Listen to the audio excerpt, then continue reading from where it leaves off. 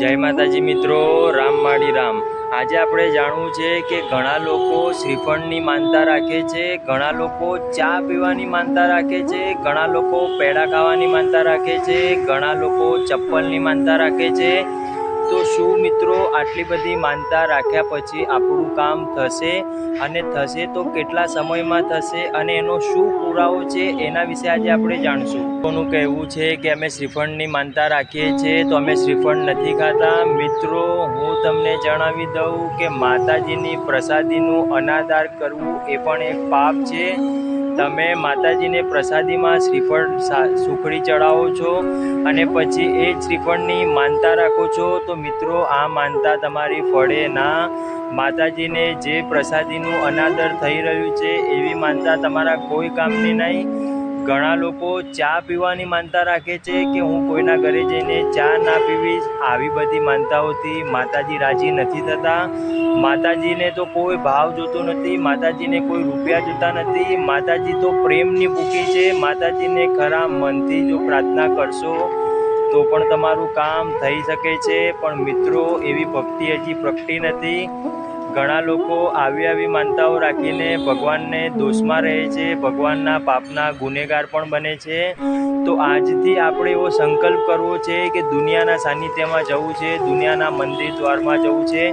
પણ આપણે જે પણ માનતા રાખતા હોઈએ એ માનતા એવી રાખવી છે જેથી કરીને ભગવાનની પ્રસાદીનું પણ અનાદર ના થાય, કોઈનું મન દુઃખ પણ ના થાય અને ભગવાન પણ રાજી રહી જાય। તો એવી શું માનતા રાખશું એના વિશે પણ હું તમને જણાવીશ।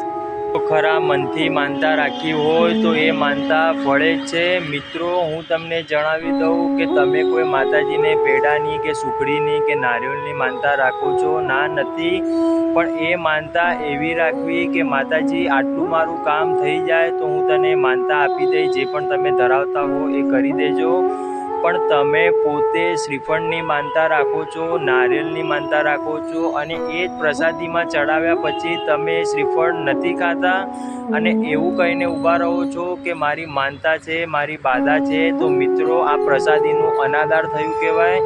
આવી માનતા તમારા લેખે ના લાગે। માનતા રાખવી હોય તો એવી રાખો કે આજ પછી હું ક્યારે વ્યસન નહીં કરું, આજ પછી હું ક્યારે ખોટું નહીં બોલું, આજ પછી માતાના સાનિધ્યના અંદર ગયા પછી સિન્સરલી પ્રવચનનો આનંદ લઈશ, સિન્સરલી પ્રવચન મારા હૃદયના અંદર ઉતારીશ, જેથી કરીને મારા હૃદયનું પરિવર્તન થાય, મારો પોતાનો વિકાસ થાય। મારો વિકાસ થશે તો મારા ઘરનો વિકાસ થશે, મારા ઘરનો વિકાસ થશે તો મારા સંસારનો, કુટુંબનો, સમાજનો, તમામ લોકોનો વિકાસ થઈ શકે છે। પણ એના માટે ભક્તિનું ભાથું કરવું છે, સત્કર્મ કરવા છે, સારા માર્ગે જવું છે, કોઈની આગી પાછીમાં ટાઈમ વેડફાવો નથી।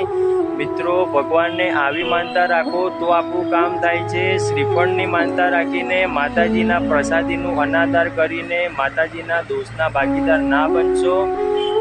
આજ પછી ખરા મનથી એ જ માનતા કે મારી જે દિવસે હું ખોટું કરું ત્યારે મારી માનતા છૂટી જાય, આજ પછી હું ક્યારે ખોટું નહીં કરું એવી માનતા રાખશો તો માળી તમારું કામ 100% કરશે।